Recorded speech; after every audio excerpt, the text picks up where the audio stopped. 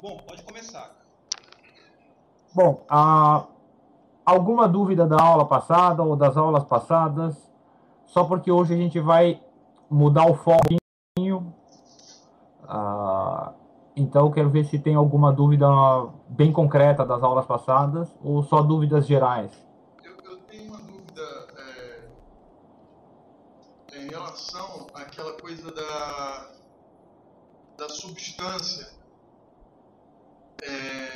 Na verdade, a minha dúvida é a seguinte: o que é substância? É o princípio de coerção e frieza ou é a terra em si? Se a substância é o princípio ou se já é uma manifestação concreta do princípio em si? Opa, então essa dúvida aí, na verdade, vai ser em parte respondida pela mudança de foco hoje. Quer dizer, hoje, ao invés de estender um pouquinho mais, ao invés de continuar no estudo da técnica astrológica, hoje eu ia falar um pouco dos conceitos filosóficos subjacentes, das questões que estão por trás da técnica astrológica. E o conceito de substância vai entrar, com certeza, em parte dessa análise.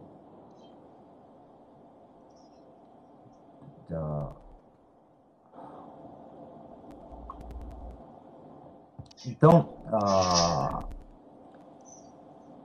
vamos tentar ver se a gente explica mais ou menos como esse negócio de astrologia funciona, em geral, e se a gente dá o quadro filosófico que permite entender o funcionamento da astrologia. Veja bem, a tendência hoje, se você pegar uma pessoa, vamos dizer, relativamente informada acerca da cultura atual, e você fala para ela que a astrologia funciona, ou ela vai rir da sua cara, ou se você mostrar para ela que funciona, alguns parafusos vão soltar da cabeça dela imediatamente. Esses parafusos vão soltar pelo simples motivo de, não, como é que tem uma relação entre uma coisa e outra? Segundo, mais ainda, se você é capaz de dizer para o sujeito, quando ele vai casar, ou então, no casamento dele, como é a relação dele com a esposa, como é que você pode dizer simultaneamente que o sujeito tem livre-arbítrio? Se estava tudo escrito nos planetas, como é que o sujeito tem liberdade? Então, vamos tentar dar o quadro que permite a gente entender essas coisas. Quer dizer, de uma maneira geral, olha só, é muito difícil você explicar o que você quer dizer quando você diz que, não, os planetas influenciam o comportamento da pessoa. O que é uma influência astrológica? De que tipo ela é? Porque, olha, existe influência astrológica, existe esse negócio de você olhar o mapa e dizer alguma coisa sobre a pessoa, sobre os relacionamentos dela, sobre os eventos, até os fenômenos que acontecem no curso da vida dela. Mas isso de maneira nenhuma exclui o livre-arbítrio, porque nós estamos tratando de questões em planos diferentes. E isso é porque é simples. As pessoas têm uma concepção muito inadequada do que é liberdade ou livre-arbítrio. Para a gente poder encarar essa questão e poder, vamos definir livre-arbítrio, entender o que é liberdade, o que é livre-arbítrio, em que sentido você diz que uma pessoa é livre e, portanto, responsável pelas ações dela, e em que sentido as ações dela são determinadas por fatores alheios à sua vontade. Para a gente entrar nessa questão, para poder vir a definir liberdade, certo? E influência astrológica, a gente vai ter que lidar com os princípios comuns dessas duas coisas. Olha só, um movimento de um planeta é uma pedra voando no céu, uma pedra gigantesca voando no céu. E a sua escolha é um processo mental interno a você. Esses são dois eventos de natureza muito diferente. não só diferente, né? Uma coisa é um processo mental, outra coisa é o movimento de um objeto físico, como muito distantes no espaço. Isso é um planeta está lá a milhões de quilômetros de distância da sua cabeça, que é, bom, onde a gente supõe que as nossas decisões tomam lugar, tem lugar, né? Que é o palco das nossas decisões.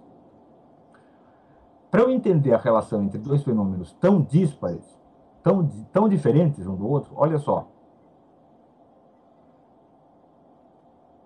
Eu preciso mudar o tipo de estudo. Se eu quero entender assim, olha só, temos aqui um elemento químico. Esse elemento químico A, quando você põe junto dele o elemento químico B, você gera calor. Quando você põe o elemento químico C, você perde calor. Eles esfriam. Olha só, primeiro, os três elementos químicos aqui, as três substâncias químicas que você está lidando, são fenômenos da mesma ordem. Não é isso? Os três são elementos químicos. Ótimo, é fácil comparar eles. Você pega um pouquinho de cada um e bota junto e vê o que acontece. Não é preciso uma profunda análise conceitual para entender, enquadrar na sua mente o que está acontecendo aqui. Você pode não saber quais são as reações possíveis com um elemento químico. Mas no próprio conceito de elemento químico, está lá a noção de uma substância física que pode reagir com outras, no contato com outras. Uma reação inesperada, você descobriu uma nova reação química ou física, não implica uma reavaliação dos conceitos gerais de física e química. Tá claro, hein? Isso quer dizer que, olha só, qualquer problema num laboratório de química pode ser conceitualmente integrado na sua mente de maneira muito fácil.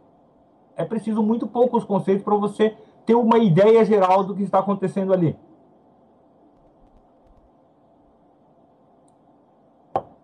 A proximidade conceitual entre chumbo e oxigênio é muito grande. Tá claro, hein?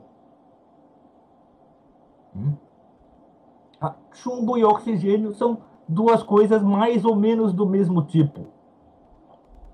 Mas o movimento de um planeta no céu e um processo mental são duas coisas de tipo muito diferente. E para entender a correlação entre eles, eu tenho que ir procurar quais são os conceitos comuns.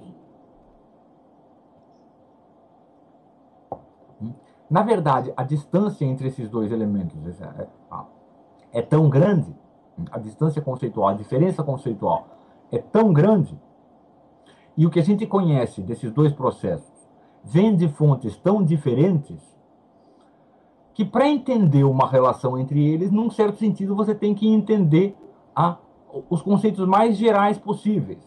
O conceito de universo, o conceito de cosmos, o conceito de coisa, o conceito de fenômeno, e assim por diante. Tá claro, hein?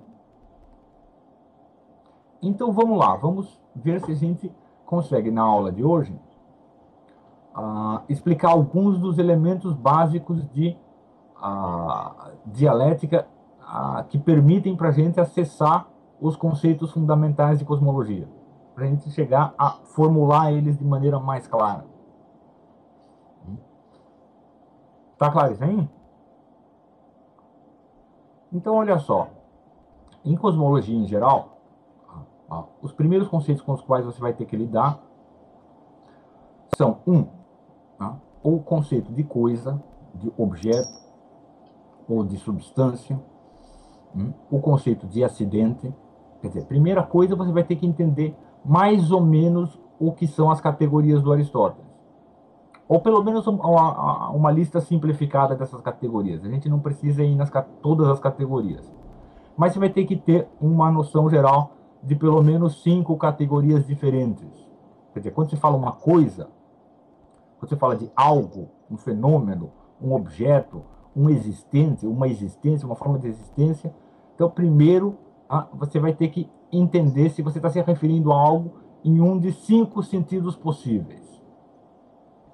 Certo? A primeira coisa, o primeiro sentido que você pode dar quando você fala isso existe, por exemplo, a mesa existe. A mesa, vamos estudar a mesa. O que é uma mesa? Então, vamos entrar aqui nas categorias de substância e acidente. Todo mundo aí está mais ou menos familiarizado com essas categorias? Mais ou menos. Então, vamos lá. Olha só. Toda vez que você afirma que uma coisa é algo, ou que uma coisa existe, você pode reparar que a existência no universo é de 2 tipos. Então, você tem mesa e você tem verde. Você concorda que verde é algo que existe? Concorda que mesa é algo que existe? Qual a diferença entre esses 2 conceitos? Ou esses 2 objetos, esses 2 seres? Não, substantivo ou adjetivo.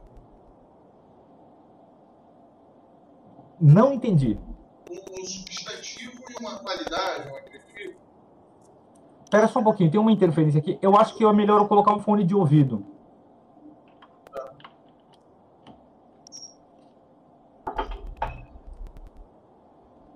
Fala de novo.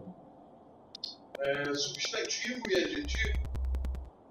Substantivo e adjetivo. Joia. Não, só que olha só. Substantivo e adjetivo são diferenças entre as palavras. São categorias de palavras. Não é isso? Então, sim, mesa é um substantivo. Não é a mesa, o objeto mesa, que é um substantivo. É a palavra mesa. É o nome mesa. Não é isso? Então, não é dessa diferença. A gente está procurando a diferença na coisa a que a gente se refere e não na linguagem que usamos para se referir a ela. No caso é uma mesa mesmo, um instrumento, um objeto que existe, tipo um prato, um objeto que existe. Outra cor é só. Uma cor, verde é uma cor, né? A mesa pode ser verde. Thales, você vai ter que repetir para mim o que ele falou, porque eu não entendi. Não, assim, você está falando assim, no caso do segundo tem a mesa e o verde. No caso, a mesa é um objeto físico, a mesa como ela é, objeto que a gente vende. Pensa em mesa e sabe, imagina uma mesa, objeto, uma coisa. Enquanto o verde é uma cor. Uma cor, quando você fala em verde, dentro de uma cor. Uma cor verde. Você tem uma realidade verde. Isso. Não, veja bem, não foi que eu não entendi, porque eu não consegui a minha inteligência. Eu não entendi o que eu ouvi, o som está interrompido. Então alguém que está mais perto da câmera vai ter que repetir para mim o que você falou. Que a mesa é um objeto e o verde seria uma qualidade do objeto. Isso. Falar um pouco mais próximo, fica mais fácil para você. Eu falei assim, a mesa, quando a gente fala uma mesa, a mesa é um objeto. Quando a gente pensa em mesa, a gente imagina o que ela é. Um físico. E o verde é uma cor. Quando a gente fala em pensa em verde, a gente já pensa em uma cor. Isso. Certo, tá. A mesa é um objeto concreto, palpável, e o verde é uma cor. Olha só que... Pode falar. É isso? É isso. Quando você fala para isso, pense em uma mesa. Pensei. Pense em um verde. Na hora eu penso na cor verde. Do que eu entendi. Mas por favor, pode continuar. Tá. Olha só. Joia. Penso uma mesa, penso um objeto. Penso verde, eu penso uma cor. Joia. Mas eu também não quero a diferença entre esses objetos tais como eles são pensados. Mas eu quero Eu não quero uma diferença nem na linguagem, nem na inteligência. Eu quero uma diferença na coisa pensada ou na coisa percebida. E a diferença principal na coisa pensada ou coisa percebida, quando eu me refiro aqui, de um lado mesa e do outro lado verde, é que é o seguinte: eu não posso olhar e ver um verde que não é nenhuma outra coisa além de verde, que só tem como característica a verdura. Não existe nada que só tenha como característica a verdura, não é isso? Então, assim, tem um alface verde, tem um lápis verde, tem uma mesa verde. Tá claro isso aí?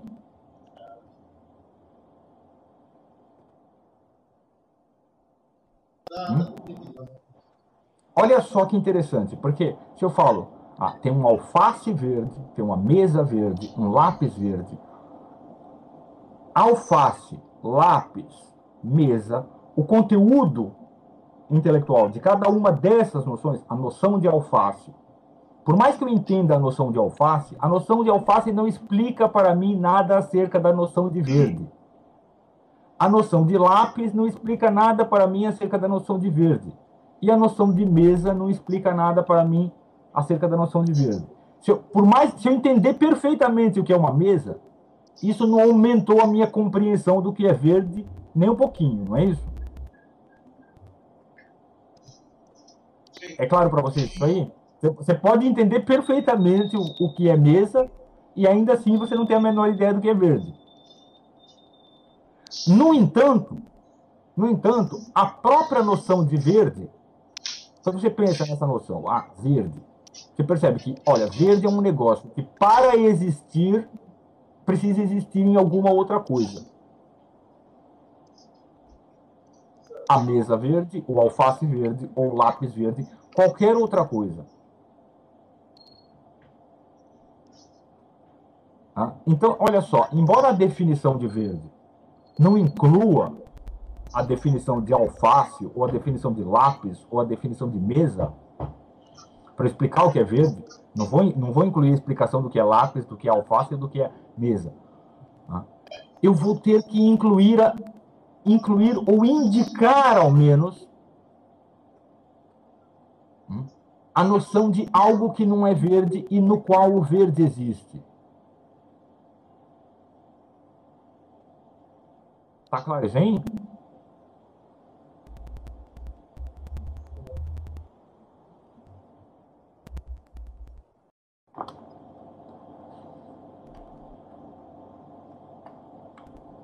Deu para entender? Sim, sim. A mesma coisa. 2, 3, 25. Olha só. 2, 3, 25, o quê? 2, 3, 25 não tem em lugar nenhum. Tem 2 lápis, 3 mesas, 25 centavos. Tá claro isso aí? Lápis, mesa e centavo não entra na definição de 2, 3 ou 25. Mas a noção de quantidade subentende ou indica a noção de uma outra coisa que existe naquela quantidade.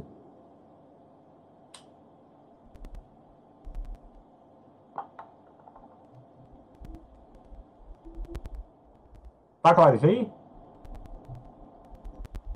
Nisso, 2, 3, 25, ou verde, ou doce, são muito diferentes, por exemplo, de pedra.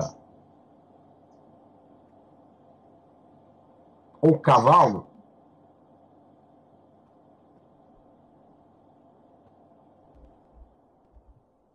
Para entender o que é uma pedra, ou o que é um cavalo, ou o que é uma mesa, eu não preciso fazer referência a um objeto que existe fora dele.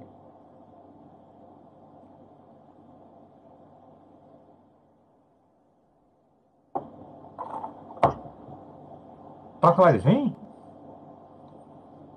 Sim. Quer dizer, a simples análise do que está composto na coisa, do que compõe a coisa, me permite entender. Mas quando eu falo de verde ou de 2, eu preciso fazer a referência a algo no qual o verde ou o 2 existem.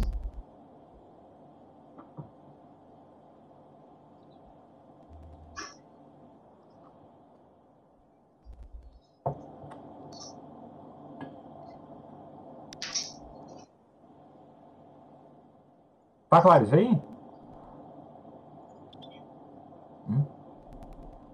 Quer dizer, você pode ter uma mesa aí, você pode ter um lápis aí, não é isso? Mas você não pode ter um verde aí sem ter algum, ou um lápis, ou uma mesa, ou um chão, ou alguma coisa que é verde.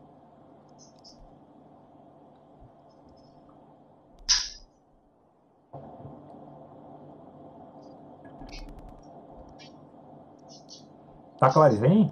Num certo sentido, quando você fala verde, quando você fala de 2, quando você fala de doce, ou de 25, você está falando de um modo de existência que subentende um outro modo de existência prévio.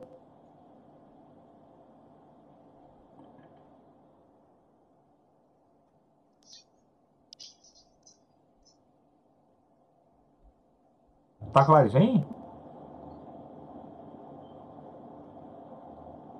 Sim ou não? Sim, sim. Hum? Então, essa é a diferença entre a categoria da substância e a dos acidentes.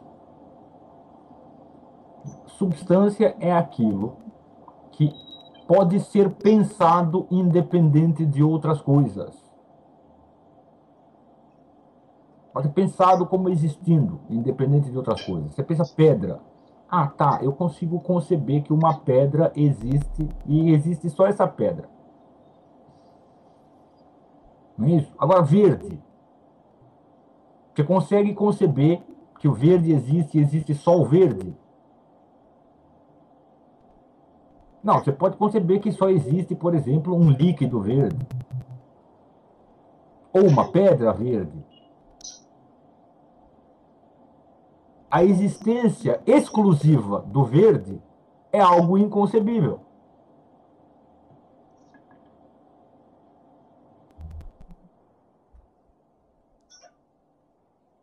Tá claro isso aí? O mesmo vale para doce?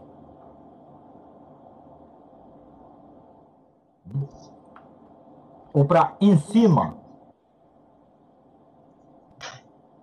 Pode existir só o em cima?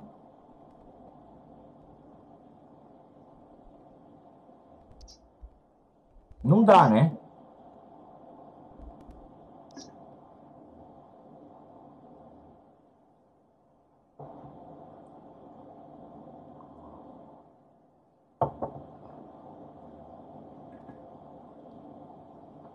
Então, outra coisa, por exemplo, andar. Pode existir só um andar sem a existência de um andante? Não dá, né? Os acidentes em geral, tá, só podem existir, tá, existindo uma substância da qual eles são predicados.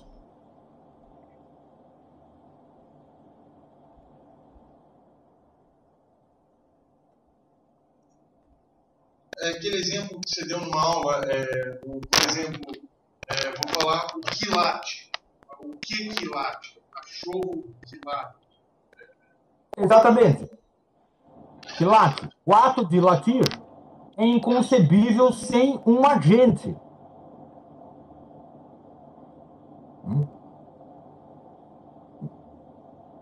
Isso quer dizer, as ações também são acidentes. Elas só podem existir se existir uma substância que é o sujeito das ações.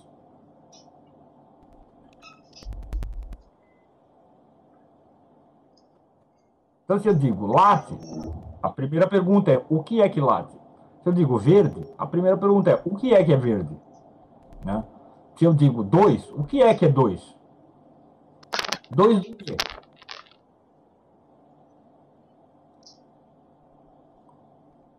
Se eu digo em cima ou à direita, a mesma coisa. O que é que está em cima, o que é que está à direita?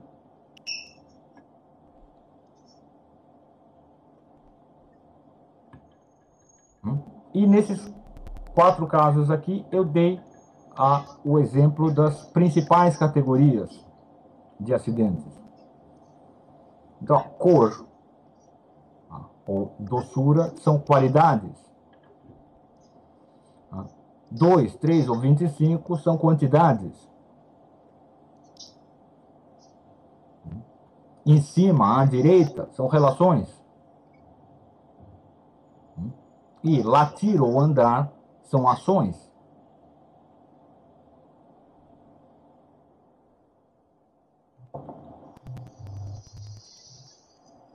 Tá claro que dentro de cada uma dessas 4 categorias, a qualidade é sempre qualidade de algo.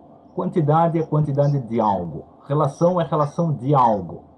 E ação é ação de algo.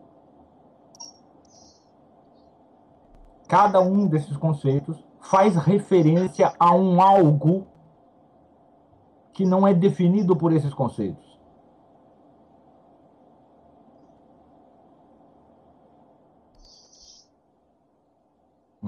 Cada um desses conceitos não pode ser concebido como existindo à exclusão de toda e qualquer outra coisa.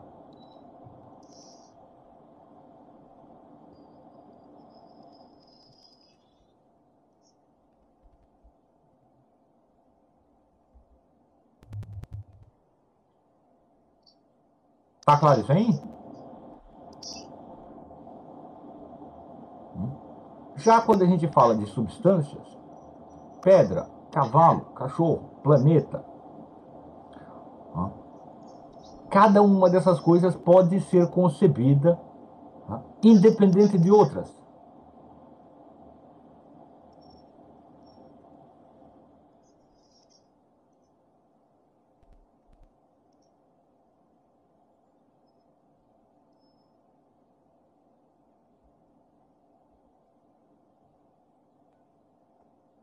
Tá claro isso aí?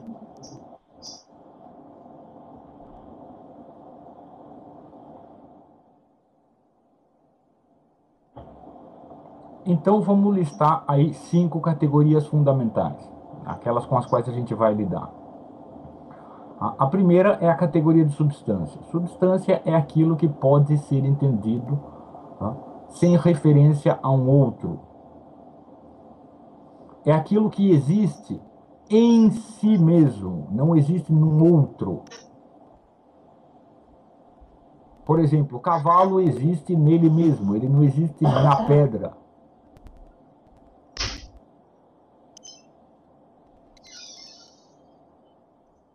Já o verde não existe nele mesmo, ele existe ou na pedra, ou no lápis, ou no líquido e assim por diante.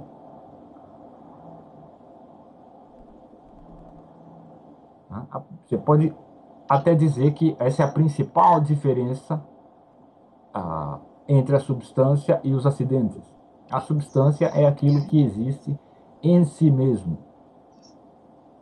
Quando a gente diz existe em si mesmo, não quer dizer que foi causado por si mesmo. Nem todas as substâncias são eternas e imutáveis ou necessárias. É evidente que uma substância pode ser gerada por outra. Mas uma vez que ela está gerada, ela existe nela mesma e não na outra.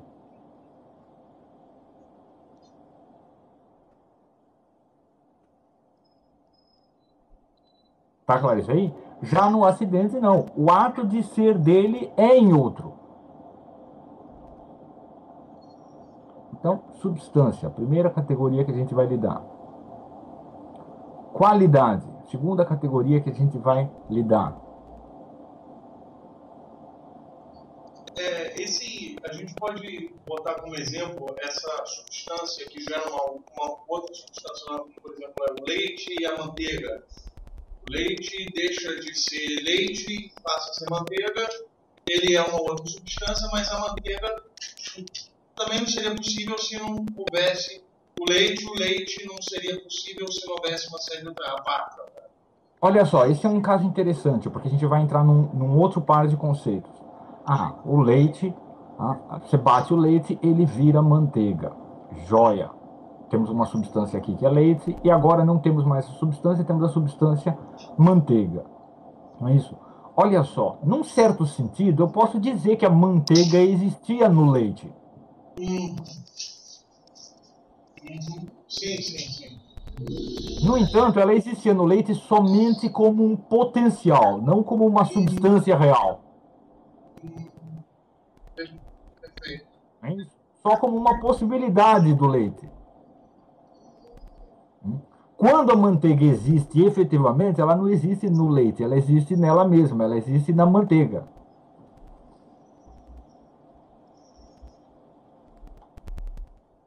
Tá claro isso aí? Isso quer dizer que uma substância pode existir em potência em outra, mas não efetivamente.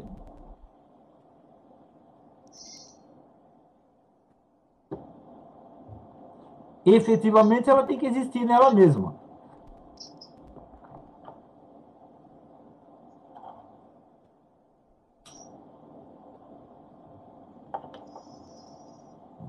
A segunda categoria é a categoria da qualidade. Por exemplo, verde, doce, agudo e assim por diante.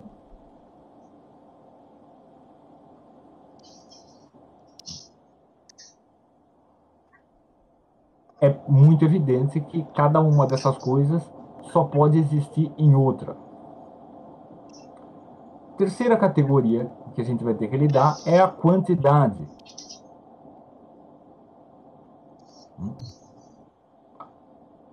Um, dois, três, quatro.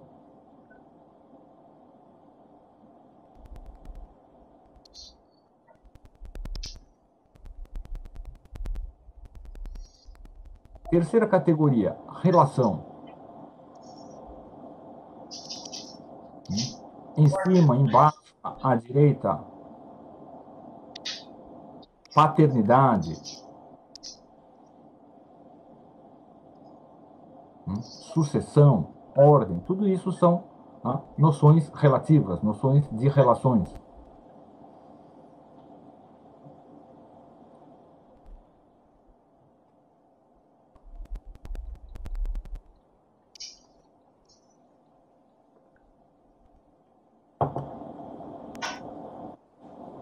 E, por último, o par de categorias ação-paixão. Esse é um par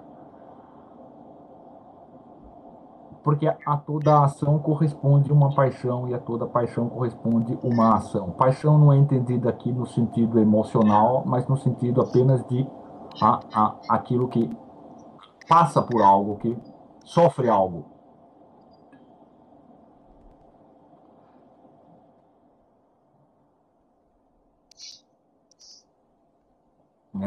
Num certo sentido, eles são um par de correlatos também.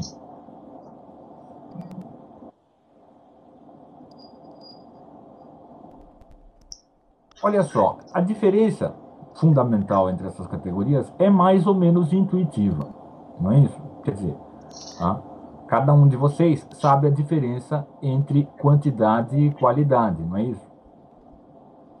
Se eu falar para vocês doce, vocês não vão entender um número ou um tamanho. Se eu falar 4, vocês não vão entender uma qualidade, vocês vão entender uma quantidade. E embora você possa analisar e desdobrar um pouquinho as diferenças entre as diversas categorias, você não é realmente capaz de defini-las.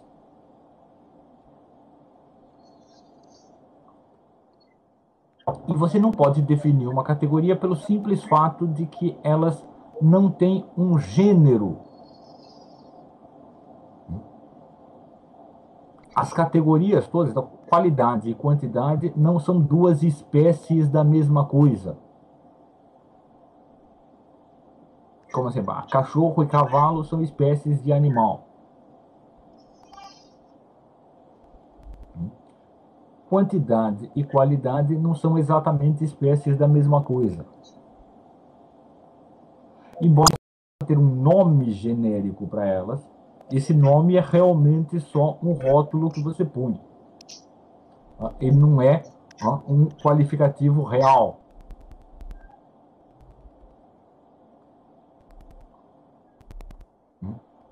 Então, você dizer a quantidade é uma categoria, ou um gênero máximo de entes, não é dar um predicado real da qualidade, da quantidade ou da qualidade. É só dar um nome para ela. Dar um nome geral, não um predicado real. Quando você diz, por exemplo, Sócrates é um homem, homem aqui é um predicado real de Sócrates. Quando eu digo a qualidade é uma categoria, categoria não é um predicado real da qualidade. É só um nome para ela.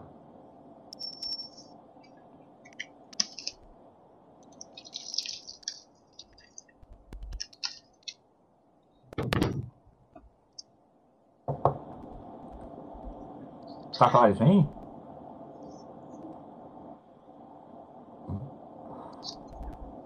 Bom, olha só que as 5 categorias são o quê? Tipos de ser, tipos de existência. Não é isso? As substâncias existem, as qualidades existem, as quantidades existem, as relações existem e as ações, paixões existem. Tudo isso são coisas que existem.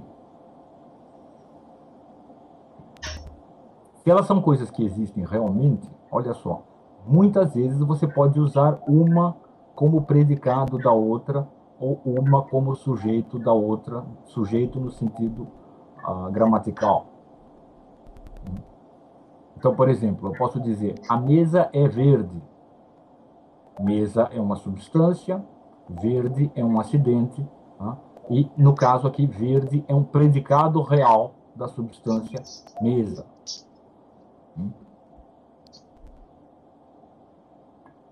O cavalo é grande. Cavalo é uma substância, grande é um acidente.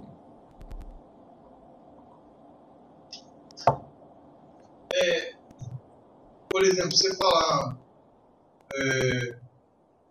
ele é o 5º colocado. Você, ao mesmo tempo você está fazendo uma ideia de relação, mas você pode incluir daí que tem no mínimo 5 pessoas disputando uma determinada coisa. Então você tem o acidente implícito é relação e não implícito seria um número. Olha só, de fato, você pode ter um acidente determinado por outro acidente. Então, 5º, ora, é evidentemente uma relação. Sim. 5º subentende 4 anteriores. Anterior e posterior é a relação. Mas essa é uma relação determinada pela qualidade, pela quantidade, perdão. Não dá para explicar o que é um 5º sem incluir os conceitos de relação e de quantidade.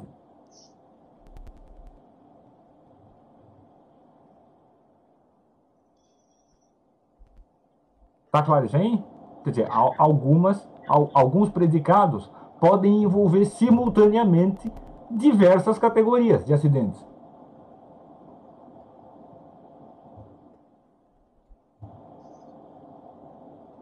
Tá claro isso aí? Agora, observe o seguinte, que quando você afirma, por exemplo, o cavalo é marrom, ou o cavalo tem 4 patas, e se eu te perguntar o que é marrom, e aí você explicar, marrom é uma qualidade, é a cor assim, assim, assim, assim, blá, blá, blá, blá, blá, blá. Muito bonito, muito interessante, certo? E se explica muito bem aí o que você quer dizer com marrom. Esse é um caminho para entender a afirmação, o cavalo é marrom, certo? Se você avançar nesse caminho, você explica muito acerca do que é marrom, mas muito pouco acerca do que é cavalo, não é isso? O primeiro passo para entender o cavalo é justamente listar o que ele é. O cavalo é marrom, o cavalo é vivo, o cavalo tem 4 patas e assim por diante. O cavalo come capim e assim por diante.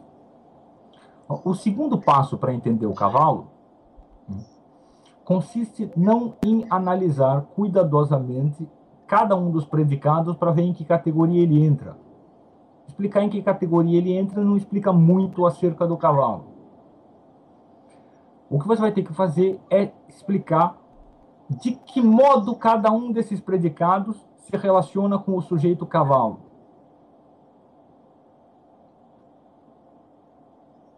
E é nessas diferenças que você vai começar a entender melhor o cavalo.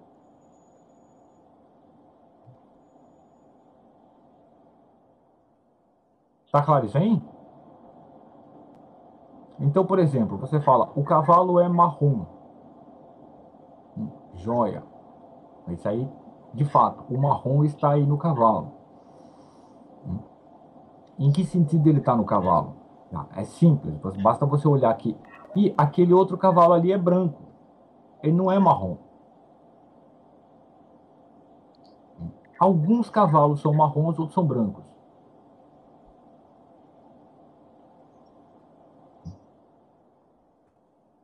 Mas se eu falar para você, o cavalo come, ó, legal, comer é uma ação, é uma operação, é outra categoria, não é isso? E aí você olhar o outro cavalo também come, e o outro cavalo também come, e daqui a pouco você percebe que, olha só, o cavalo que não come não existe.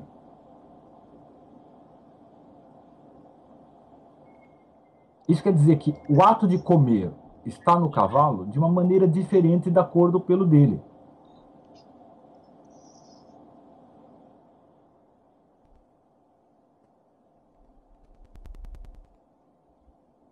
Tá clara essa diferença?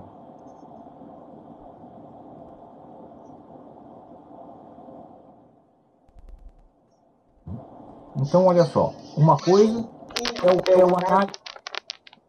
é a análise dos atributos, dos predicados. Uma pergunta. Opa, O cavalo marrom também só pode existir se ele for marrom. Assim como. é lógico. Se eu falei que esse cavalo é marrom e eu falei a verdade, é lógico que ele só pode ser marrom sendo marrom. Ele só pode existir. Cavalo marrom só existe quando ele é marrom. Não é isso? Mas alguns cavalos não são marrons. E eles não deixam de ser cavalos por isso. Sim. Mas o cavalo que não é capaz de comer, deixa de ser cavalo pelo ato mesmo de deixar de ser capaz de comer.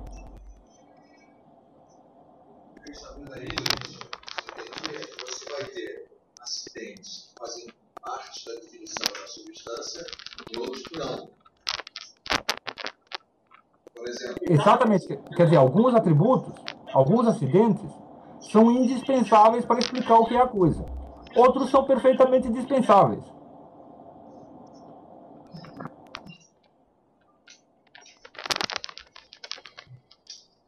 Tá claro isso aí?